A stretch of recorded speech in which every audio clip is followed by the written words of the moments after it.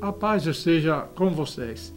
Queridos irmãos e irmãs, continuamos neste mês de setembro a nossa reflexão sobre os evangelhos de domingo, dando mais escuta, mais atenção à palavra do Senhor.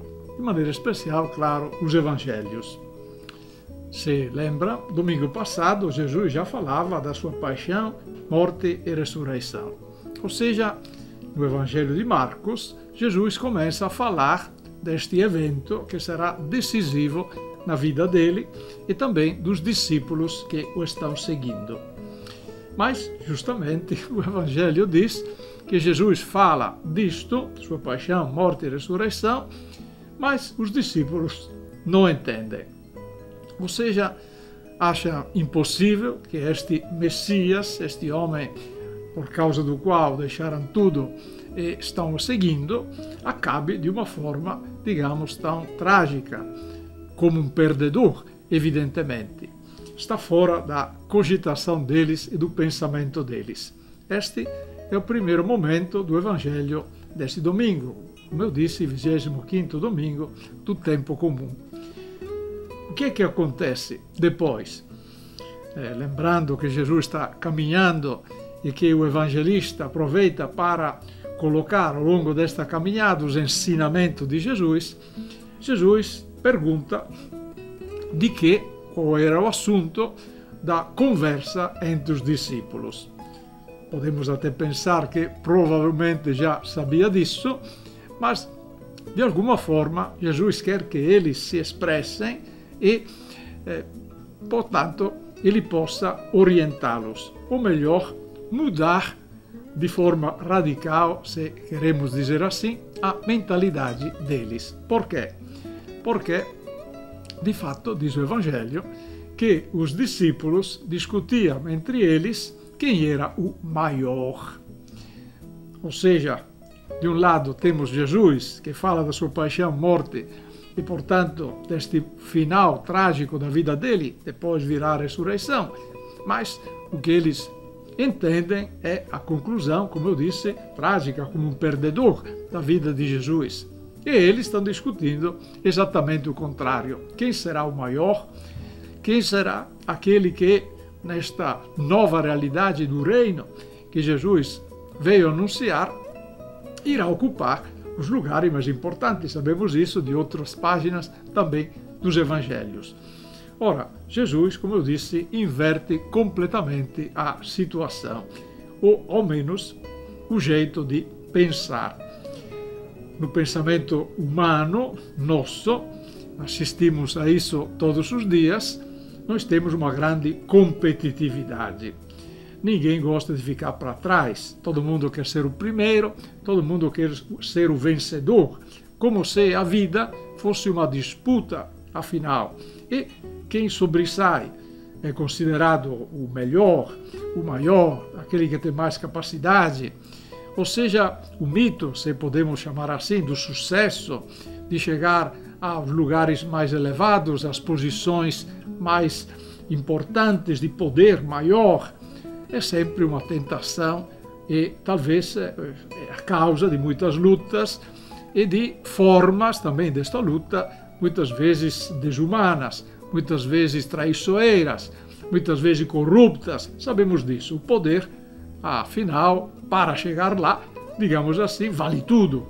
Quantas vezes nós temos que reconhecer esta forma, muitas vezes que passa por cima de tudo, dos direitos dos outros, da dignidade dos outros, aproveita dos outros, das oportunidades, esquecendo a realidade, muitas vezes é a dignidade dos outros, porque o que vale é evidentemente o sucesso individual.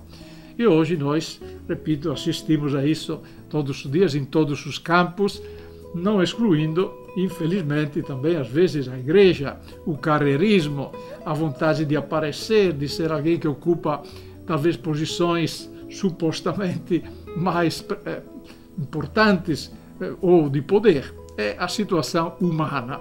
Mas, como eu disse, Jesus inverte tudo e nos dá a orientação fundamental. Quem quer ser o primeiro, seja o último de todos, aquele que serve a todos. Portanto, para Jesus, o que está em jogo não é o poder, não é ser o mais importante, o mais poderoso, mas é aquele que serve mais. Para Jesus, quem quer ser grande, importante, aos olhos de Deus, evidentemente, e não para os homens, deve ser alguém que tenha a capacidade de se doar totalmente, de servir. Mas qual serviço? Como servir? Bom, claro que nós entendemos muito tipo de serviço. Na nossa vida também temos tantos serviços para dizer, ou seja, colocamos as nossas capacidades, as nossas também posição social, muitas vezes, a serviço dos outros. O nosso compromisso a serviço dos outros se supõe, se espera, evidentemente, para o bem dos outros. Mas Jesus continua, digamos, na sua catequese, no seu ensinamento, fazendo o quê? Colocando uma criança e abraçando esta criança. E diz que quem acolher a criança está acolhendo a ele mesmo. E quem o acolhe, ele, o Senhor, acolhe aquele que o enviou, o Pai, Deus Pai. Porque Jesus, neste momento que está falando do serviço, que está falando, portanto, da doação da pessoa que se coloca à disposição dos outros, porque coloca uma criança. Encontraremos também nos próximos domingos, de novo, Jesus com as crianças.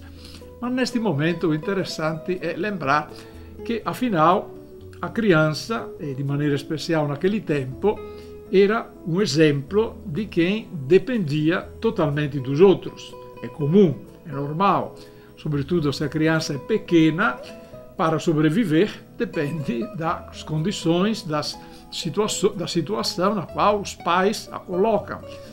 É totalmente dependente dos pais ou da família, evidentemente, que a está criando, que a está acolhendo. E o que é que a criança pode oferecer em troca? A resposta é, evidentemente, nada. Ou seja, na situação da criança, somente ela pode receber. Não tem condição de pagar os serviços, não tem condição de pagar a comida que recebe e nem pensar, evidentemente, o carinho e o amor que recebe. Mas, claro, nós sabemos que a criança tem o seu jeito de recompensar isso. É a gratidão da criança, é a alegria da criança, é a confiança que a criança tem nos pais. Por isso é evidente que a criança não paga, não devolve em dinheiro, se podemos dizer, mas devolve, se me deixa usar esta linguagem que está errada, mas a recompensa de quem ama uma criança, de quem acolhe uma criança, de quem educa uma criança, é a resposta, é a alegria desta criança e a gratidão desta criança. Mas, se fosse por interesse, digamos, para ganhar, ninguém criaria uma criança, ninguém acolheria uma criança. Por isso, não é difícil entender que Jesus quer nos dizer que o serviço que é valioso aos olhos dele e de Deus, podemos dizer, é evidentemente o serviço gratuito. Porque se o serviço recebe uma recompensa, se é reconhecido no sentido de receber mesmo dinheiro e tudo mais, tudo bem, é um serviço na sociedade, mas se torna um trabalho. Quantas atividades são serviços, até sociais, por exemplo, mas não são de graça. Evidentemente, também mais uma vez, é óbvio, se é um trabalho, por serviço que seja, deve ser reconhecido e tem direito o trabalhador a receber a sua recompensa. Portanto, nós temos que entender bem o que Jesus propõe como serviço. Nem tudo aquilo que nós fazemos para os outros é serviço. É um serviço, entre aspas, neste caso, mas se é pago, é um serviço que é um trabalho. Afinal, faz aquele serviço, mas recebe também o que tem direito à sua dignidade. Esse é um serviço importante, valioso e também arriscado e tudo mais, tem que ser reconhecido. Ninguém está aqui, menos ainda eu, discutindo isso. Mas vamos pensar diferente. A gratuidade de um serviço no sentido de ajudar aquela pessoa, não pensando na recompensa, não pensando de ser pagos, mas evidentemente porque dá alegria e também dá algo de mais positivo na nossa vida di abertura, di generosidade, di accoglida. Por isso Jesus fala di accogliere. Quem accoglie o pequeno, che accoglie a criança, che portanto non poderá recompensar do ponto di vista econômico, mas terá outras formas também de agradecer. É o serviço gratuito, afinal. Por isso, eu tomo a liberdade também de lembrar e de reconhecer como isso também acontece dentro das nossas comunidades, da nossa igreja. E por que não? Nas nossas famílias também, evidentemente. Os pais não são pais para ser pagos e as crianças, os filhos, não são filhos para depois devolver aos pais o que receberam quando eram mais jovem e criança. Ou se faz as coisas por amor, se faz as coisas porque vale a pena fazer o bem e nos colocar à disposição dos outros, ou se não, afinal, é uma profissão como muitas outras. Este é o perigo, eu disse também, na nossa igreja. Muitas vezes pedimos a colaboração, pedimos a possibilidade de pessoas que têm condições, que têm capacidade, que têm dons para oferecer.